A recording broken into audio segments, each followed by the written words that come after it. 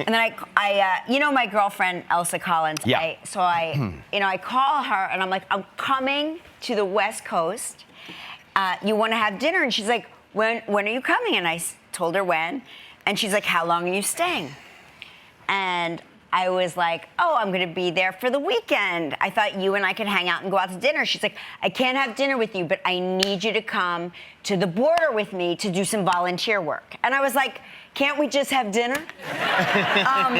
Anyway, she and her sister and Zoe Winkler started this foundation called This Is About Humanity. And it really is, and when I tell you, this was like, because I volunteer all the time, but I'm always here on the East Coast, and my organizations are really so adult focused. I realize I do a lot of work with adults. Right.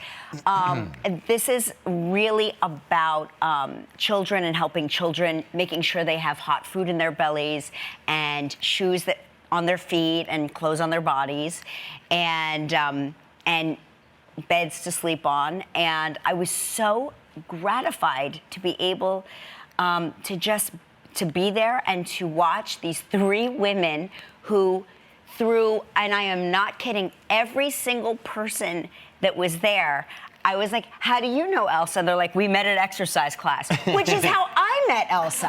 That's how she recruits. She's recruiting at her exercise class. That's great, though. And Good for her. It was like, that's amazing. Yeah, and there's this organization that she works with called Yes We Can World Fund, and they take buses that are no longer in commission, and they turn them into mobile school buses. Wow. So because a lot of children that are displaced due to various circumstances don't get, school stops when they are displaced. Yeah. School stops at that,